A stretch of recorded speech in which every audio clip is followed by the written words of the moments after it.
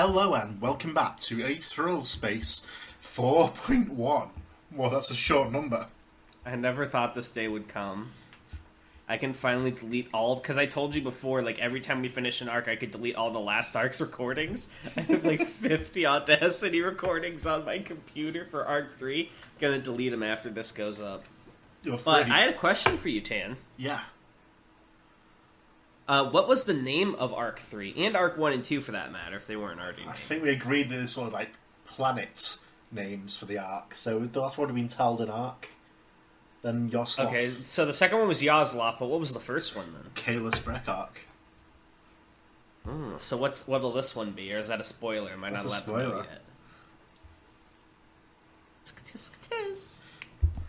yet? But last time, we got to the end of our story. You see, the sponsor of war was chilling out with the crew by the schoolyard.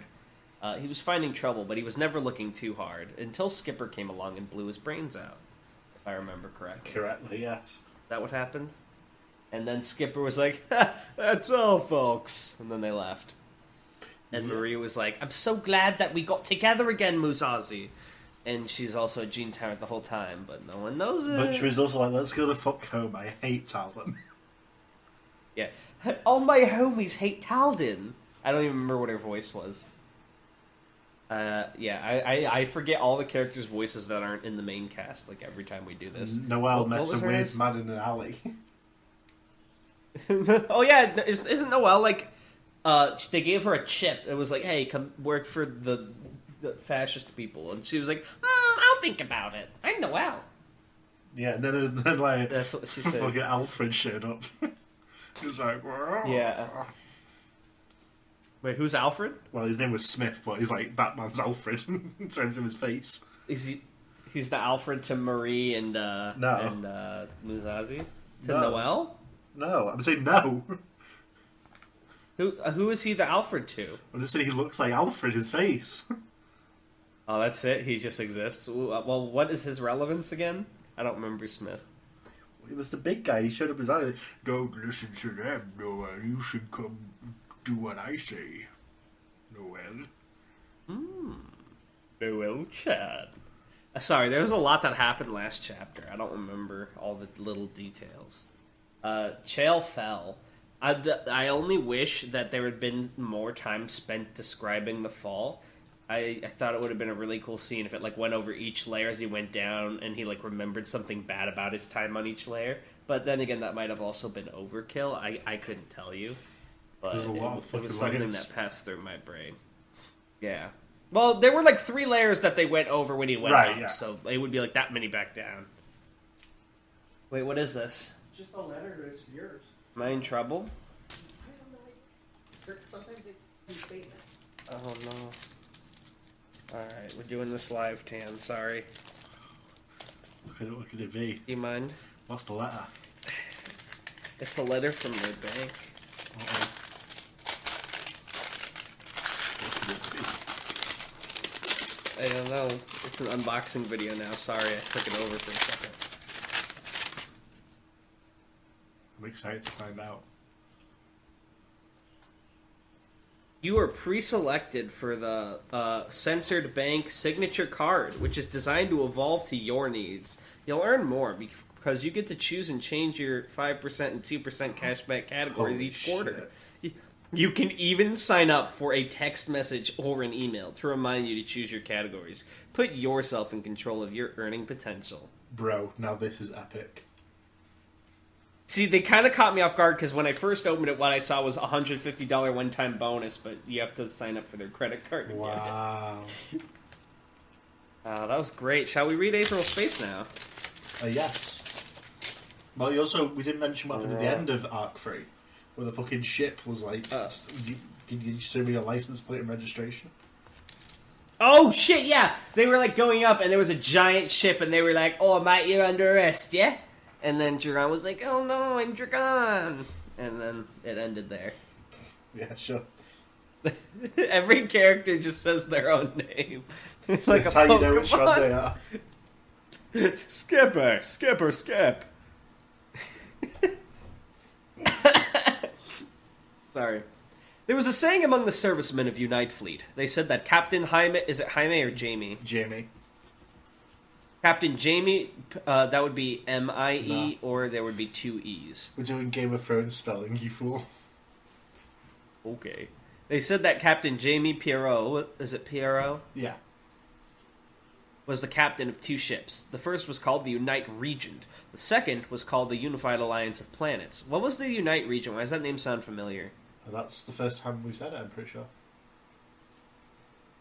Probably no, didn't come up in Skipper's backstory. Actually, it might have come in Arc 3 when the sponsors were like, we've got to wrap this up quick or else people are going to start looking into this shit. Oh, yeah. He certainly cut an impressive figure, striding through the sliding doorway into the meeting room. The boyish explorer of his youth had smoothly transitioned into the rugged daredevil of his later years, and that had now evolved into a firm, wise dignity akin to that of an elder statesman. His head was smooth and bald, reflecting the white lights inside the Unite Regent as he entered the room. The peppermint beard he had beneath that was expertly groomed, giving off the impression of advanced age while expunging any notion of fragility that might be associated with it. The uniform he wore, a buttoned-up blue captain coat with black pants and shoes, had nary a thread out of place. This was a man of exactitude in all things. Is that the measure of being a man of exactitude in all things, like you don't have stray threads on your clothes? Well, yeah, it's meant to be an example. It's not, that's the... He's like complicatedly going over every little thing and cutting it with small scissors. I will not let even a thread out of place. It's like a Kiriyoshi quirk. It's like a snip, snip. I always keep my suits tidy. He's like about to fucking kill Dragon. He has to stop and clip the threads hanging from his sleeve. Just a moment. The meeting room itself was circular, positioned several decks below the bridge so that it could be reached easily via elevator by command staff if they were needed. On a ship like this, delay in making decisions could easily mean disaster. The Regent's chief of security, Overman Yaza, was already seated. She understood that fact. She was wearing heavy security armor, layered white plates providing protection from both plasma and punch point. Excuse me. The helmet was on the table in front of her, and she rested a gloved hand protectively on top of it. She was a woman in her 30s with brown skin and robust eyebrows. Her eyes were cautious as a hawk. Even as she nodded respectfully at her captain, she was watching for any sign of danger.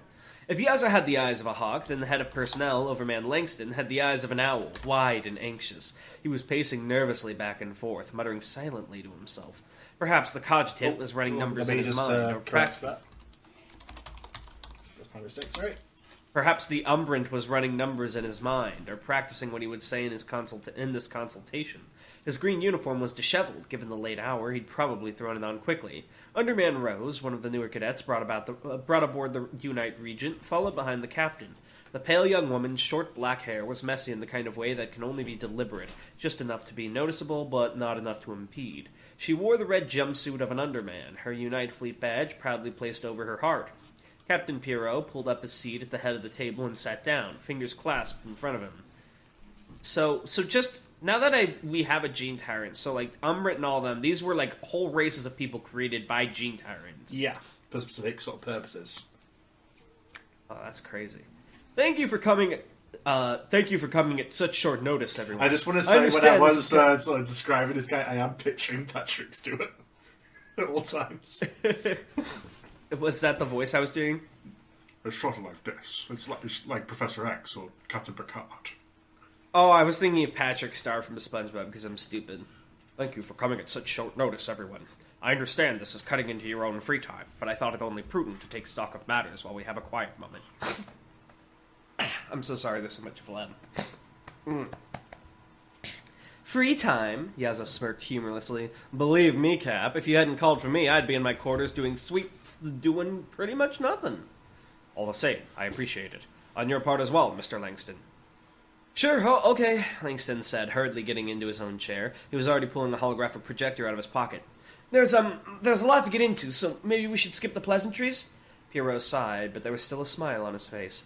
I do adore pleasantries in most cases, Mr. Langston, but this time I believe you're right. Let's start with the state of the major players. These crew members had duties for both of Jamie Pierrot's ships, after all. It was their job to monitor and identify threats to both the Unite Regent and the Unified Alliance of Planets, and they did their job well. Langston nodded, tapping a few buttons on his wristbound script. Things are generally calm at present, sir, in a macro sense, of course. There's a lot of internal strife going on in most cases rather than external, which would be, bad for us, I imagine. Yazza raised an unimpressed eyebrow. Such as... She wasn't one who had much patience for Langston's waffling. The final church, Langston went on, talking a mile a minute. I'll start with them, as an example, their 3 sects. The Paradisos have mostly been quiet recently, but that's nothing new. It's the Humilists and the Superbians who we need to watch out for. The Humilists' apex... There's a lot of fucking new words you're throwing at me. The Humilists' apex bishop is still doing her best to consolidate resources for the True Meat later this year. And that's making enemies from the owners of those resources. The Superbian apex bishop, he's still only recently come into power, but he's been clashing with his cardinals. Someone's going to make a play for extra power there. Hero rubbed his chin. But it's still all self-contained. That's right, yes, sir. Then we can just continue to observe for the time being. Hero nodded. What about the others on our watch list? Yazza took over, reading from the script in front of her. The branches of the Tree of Might are still eating each other alive in that damn succession crisis, so they haven't been involved in much outside that for a while. Darkstar is still awaiting the return of their king. Exocorp has been... Well, this is just a rumor, so don't go putting your faith in it, but word's going around that they paid to have a supremacy minister assassinated. That's surprisingly bold of them. Exocorp was known for unscrupulous business practices, but direct action like that was something else entirely. It's just a story, mind, Yazza said. But the way it goes, apparently Minister Garen Elliott was really pushing for the supremacy to have exclusive panacea rights, starting to put pressure on Exocorp with military might. It wouldn't be a long shot for someone to take him out. Hell, I could see us doing it if they didn't. She was right. Panacea was a vital resource. The idea of one side of the Cold War having exclusive access to that kind of unbelievable healing would have driven the UAP to unseemly action had they gotten wind of it in time. Ideals were all well and good, but not when you were bleeding to death by sticking to them. Keep a tab on it all the same, Hero decided after a moment. The changes in the CEO's behavior still concern me. I want to be alerted if Exocorp makes another move like this. Very well, sir. Yazza tapped a button next to the document, and a star appeared to mark the track. With the minor business settled, Pierrot leaned forward in his chair, taking a deep breath. Yeah, sorry. My ears, my whole head, sorry. Now that we're caught up on those matters, he said joylessly, I'd like an update on our very best friends. The sarcasm was unmistakable, and a little dissonant coming from the captain's mouth. He should have aged out of such snark almost 20 years ago. Known space was divided territory-wise between the Supremacy, the United Alliance of Planets, and the Final Church. They'd covered the Final Church, and Pierrot didn't need to be told about his own government. That only left. Langston tapped a button on his script, and a holographic projection appeared over the table. A recreation of the crown of the Supremacy's military might, a gargantuan metal star station with 5 radial arms like a starfish, huge enough to cast a shadow over a megacity. The entirety of its surface was coated in high-power turrets, and if you looked closely, you could see massive containers hanging from its underside, full to bursting with swarms of combat automatics. A single ship that could take on a planet all by itself. The Shishanaga. The Supreme still hasn't left the station, Langston said. Yazza chuckled. He hasn't left the station for 10 years, Langston. Not since the Draenel Rebellion. That's hardly news. For all we know, maybe he had a heart attack on his throne and died like the last one. Langston, immune to sarcasm as ever, shook his head hurriedly. No, if the Supreme had died, there'd be no way the contenders could keep it quiet. They wouldn't even if they could. If the Supreme was dead, one of them would have already taken the credit. Barbarians, Yazza rolled her eyes. Doesn't make sense to me. How are you supposed to have a functioning government when you can replace the head of state by killing them? It's a miracle the Supremacy didn't collapse hundreds of years ago. When Pierrot spoke next, it was with surprising firmness, and the stern tone to his voice made everyone sit up a little straighter. Well, it hasn't, he said, giving Yazza a pointed look, and we will gain nothing from thinking ourselves better than our enemies. Given the opportunity, they will destroy us. Thinking of them as a farce may cause us to forget that. Am I understood? Chastised, Yazza quietly nodded. Yes, sir. So long as I'm understood. Langston, the rest of the contenders, I assume Ava Man is with the Supreme still? Langston nodded, tapping a few more buttons on his script. The holographic image changed to a humanoid figure, a man in leather armor and a dark purple cloak. His face was concealed by an opaque visor, the contours of the glass designed to give just the vaguest impression of human features. Langston spoke. Apart from a brief outing to dispose of a bandit tribe, yes, he's remained with the Supreme. Sounds like he got bored. What about Karen? She continues to expand her network? That she does, Langston agreed before swapping the hologram over the table. Ava Mann's imposing figure was replaced with a three-dimensional recreation of an image. The second contender, Paradise Karen, arriving on a ship, strolling through the hangar with her arms beside her back. She was wearing a garish yellow business suit, her hair dyed blue and shaved to a fuzz on her head. Her fashion sense was eclectic as ever. The image rotated slightly, and from that angle sharp red thimbles could be seen on her index fingers, giving the impression of claws. She was accompanied by another man, short blonde hair under a black conical hat. He wore a traditional green war coat, open to show off his bare chest, and a sword was sheathed at each of his hips.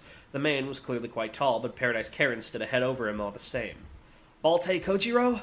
Balte Kojiro? Pierrot said, even as he asked, though there was no surprise in his voice. That's quite a catch for Karen. Langston nodded. Our agent on the Child Garden believes they've been romantically involved since a few months ago, when Kojiro took the Supreme Heir to a festival on Balin Prime. Yaza sighed as she leaned back in her chair, crossing her arms. So there's another ally she's got. Plus, she pretty much has control of the air now, too. I'll bet money she makes another go at the Supreme before long. Pierrot closed his eyes, deep in thought, as if he were listening to something else entirely. I'd much rather have a lazy Supreme like the present one than someone as ambitious as Paradise Karen. Continue monitoring the situation. We may have to intervene if we think she has a chance of succeeding. The others? The image changed again, a blurry recreation of a single frame of surveillance footage taken from a temple on Ocean Hate. What was left of the head priest was scattered throughout the main hall, and in the corner, blurry and indistinct from speed of movement, was a vague quadruped that could only be the Hellhound. Don't know what the guy did that pissed the supremacy off, Yaza winced, looking at the priest's mauled remains, but I don't envy him. The Hellhound always finds its prey. He was unambitious, though, content to do as he was told, receive his rewards, and little else. He didn't require as much scrutiny as the other three contenders. Last but certainly not least, Langston switched the image again, Wu Ming. The hologram now displayed long-range footage of a spot on some desert planet, warped blue mountains visible in the distance, protruding from the black sand. A man in flamboyant dress was strolling through the desert, swinging his arms exaggeratedly. He had the jet-black sclera of an umbrant, long dark hair, and a patchwork coat of many colors and materials, from denim to leather. Both his eyebrows were pierced with some silver studs, and a golden-nosed chain ran from the olfactory organ to his left ear. A strange smile played across his bright red lips. Fourth contender's as unique as ever, commented Pierrot, before a crease of concern ran across his brow. Hold a moment. Where was this image taken? Langston's face was grim. This was taken on Duras the Greater, sir. The temperature in the room seemed to drop several degrees. Suddenly, the walls seemed to constrain more than protect, an inevitable claustrophobia striking everyone there. Any humor that had been present drained away in an instant. Sorry, can you take over for a second? My nose is really fucked up. When? Pierrot's tone suggested you already knew the answer. 3 days ago. So he was already inside UAP space. Do we know what he was doing there? Langston meekly shook his head. And as he did, Pierrot rose to his feet, just squealing as the legs scraped against the floor. I want to know what that man was up to, he said, face dark. Within the week, sooner if possible. I don't care how many resources you need to invest, and make sure nobody connected to the Governing Council gets wind of this. If they discover one of the Supreme's personal agents is roaming around our space as they please, this Cold War is going to turn hot very quickly. He did not write that line. Come on. What? I'm sorry, that was mean. It's just like a cheesy Cold War line I've heard before. What else are you going to say? It's fine. I'm sorry. Fuck off. Sorry, continue. There was no room for argument when faced with Captain Pierrot's tone. Just by listening to his words, you understood that this was the way things were going to be. When it came from Pierrot's mouth, it wasn't just a command, it was scripture. How am I going to be two people at once? I didn't think about this. Yes, sir. Yaza and Langston parroted each other. Despite the differences in their personalities, they were united. What was the first voice? Yes, sir. Despite the differences in their personalities, they were united by their loyalty and obedience towards Captain Pierrot.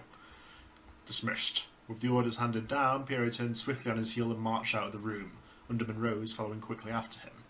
The Observer switched to a hallway camera to watch him go. Sir? Rose asked nervously, speeding up to match the captain's long strides. I don't know if now's a good time, but there's some other matters for your attention. Just on this ship, though, I mean. Pierrot's eyes kept straight forward. Proceed. We've had a communication from an Ambassador Dalcina of Adrust. She's on her way here, sir. Apparently there's some private matters she needs to discuss with you. Pierre's stride didn't break, but the slightest smirk betrayed his satisfaction. Is that so? He mused. Such auspicious timing. Rose cocked her head. Sir? Don't worry about it. Inform the Ambassador I look forward to receiving her. Yes, sir. Rose nodded, tapping a few buttons on her script, only to pause, finger hovering over the screen.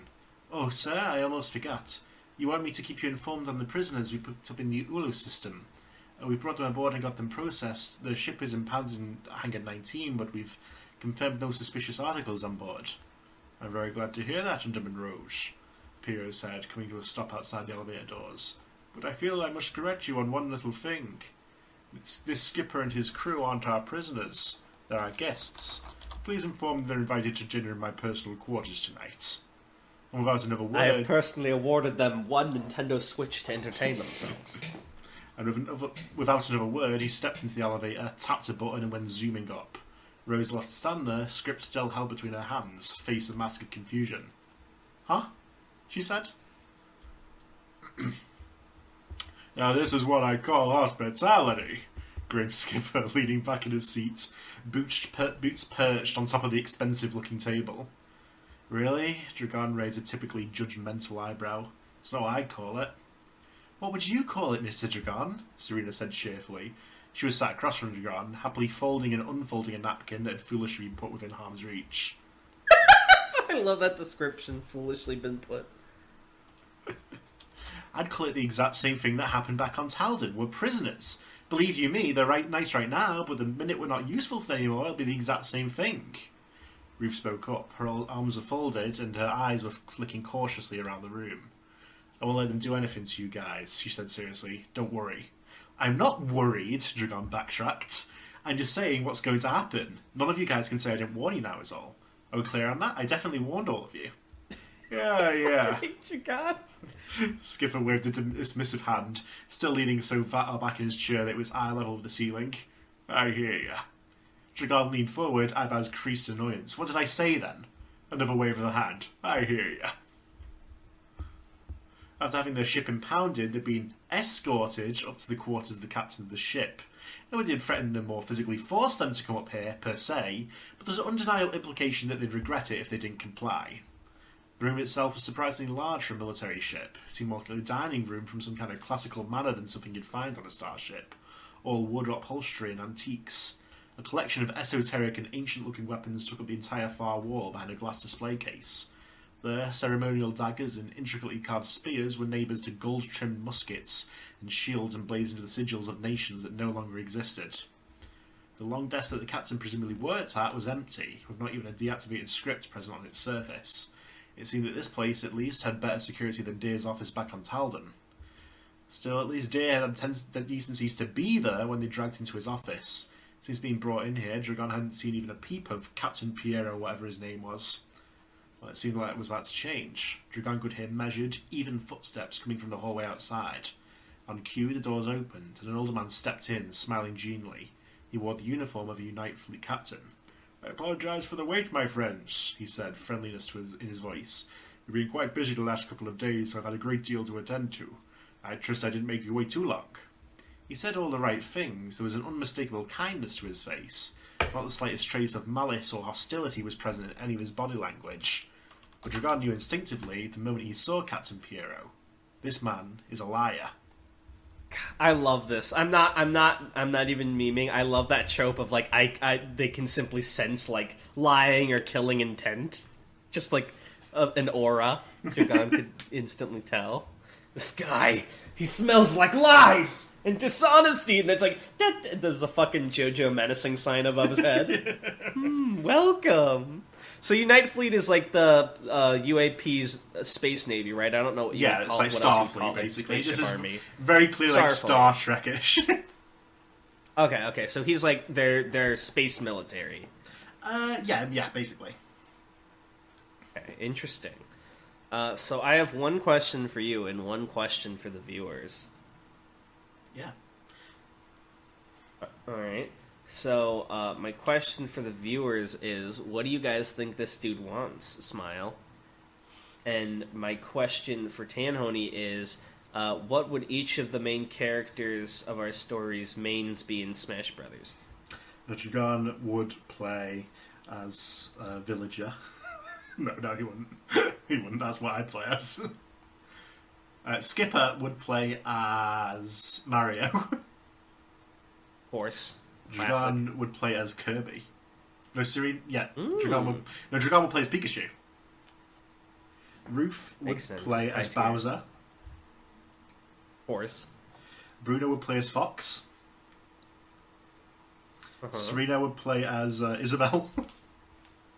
Aww. Ruzati would play as I a think Fire that's Emblem everyone, character. right? All of them. He's like, I love Any of anime them. swords. I've memorized I'm so their glad there's so combos. many of them to choose from. Yeah. Every time a Fire Emblem character is added, my heart leaps with joy. We got big lore this chapter. We got big supreme lore. Yeah, I'm intrigued. We I'm found also curious about some of these no longer existent nations. Does he mean other space countries, or does he mean like countries on the individual planets? it'll be a mixture there, really. Yeah. We found out I about wonder what's. the supremacy's Yeah. 4 demon generals. Oh yeah, wait. It was Karen. It was Yeah, the Hellhound, right? That's one of them. There was Averman, who's been mentioned back in Arc 1, I believe. There was Hellhound, who was mentioned in Arc 3 just gone. And the other two we've just found out about. Paradise Charon, I think, just so he's not getting the Karen jokes, and Wu Ming. Sorry, I pronounced it Karen because I used to call that Charon like the Greek guy who ferries people, and people told me it was Karen. But I can say Charon. Sorry. Charon and then Kilroy. So Charon and Kilroy are both... So wouldn't they be competing for, like, position? Yeah, so the combination Supreme? of they're like both bodyguard and assassin. Right, it's like Assassination Classroom. Yeah, so mixture is like the job description is try and kill the Supreme while making sure the other ones don't kill him. Right. Well, I assume the idea is because they're called candidates, right? Contenders, Or like, yeah. What were they called? Contenders. So I assume it's like, yeah, they're expected to kill him, and like they're the ones who deserve to have a shot at the throne because of their strength. But also they're expected to deal with all the like weaklings, so that the guy doesn't have to spend every waking moment like dealing with people that are not even a problem, but just like time consuming. Yeah, apparently he hasn't left his house in the last 10 years though. Because I imagine there'd be a lot of crazy people who would want a chance at that, and it would just get annoying without people to clear them out. Yeah, Filters, if you got will. to protect my Hikamori Supreme. What would you do if, like, it was bring your kid to work day, and the Supreme was like, "Oh, your kid's adorable," and the kid like stabbed him through with a dagger? Would the parents That's the new become the Supreme. Supreme or the kid? The kid. Yeah. Is there like a grace period when a new Supreme? Like, can you not kill them for a few days so they get to like get into their position? No, Like, how it's does it work? immediate. If you die immediately, that means you were too weak. And you, What happens if like an animal kills the Supreme? Like a bear comes in and We will mauls find out if there is a contingency in place. If We will find out. Is that a plot point? No. Space bear attacks. Yeah, space bears are going to invade in the next arc. Yeah. Out. There are contingencies in place if they can't identify or it's not a person. They would not make the bird a Oh, Supreme. so it would just be like whoever the Supreme's kid is. Hence why there's an heir. Yeah, it's a bit of a weird process for that, because that's not the intended. Like if you die of old age or if something weird happens, then the heir takes over. But otherwise, it's whoever kills you. Yeah, basic. Well, there's more to it, but that's basically it, yeah. And is the heir who he designates, or is it his like actual child? Up to the Supreme, he decides what he wants to do. What's this Supreme's heir? Yeah, this is good. Aw, how old is the kid? We may not find out. It's Dragon the whole time. I just didn't know, he says. Oops, I'm distantly related to the Supreme. Lol. I didn't mention. Oh, Skipper, I didn't mention I'm the heir. I was actually going to say the fact that the heir's been brought up cancels a theory I had really early on, which was that he was some sort of like prince or relative of the Supreme, and he like disagreed with his father / relative's ways. But now that we like know the heir is not Skipper because he's like with them, that dashes that theory. Although it doesn't prevent the possibility on the same lines that Skipper just is like an ex-general of the Supremacy, I guess. I can't say anymore. Could be. Alright, well thanks for watching, guys. Sorry for interrupting so much, but that was a good chapter. Good start to Arc 4. Excited to see where this goes. I love this, that it's now just like Dragon shooting people in the back, it's another pattern that, like, every 2 seconds, Skipper's group gets caught by someone. They're like, we need you to do something for us. Or die. But yeah, because they can fight their way against Awakened Chael and Fifth Dead and like all sorts of help, but God forbid a fucking government entity blackmails them into doing something. It was like a million guys. You wouldn't want to face me. I'm Captain Pierrot. Don't sleep on Captain Pierrot is what I'll say. But anyway. Yeah. Bye, guys. Bye.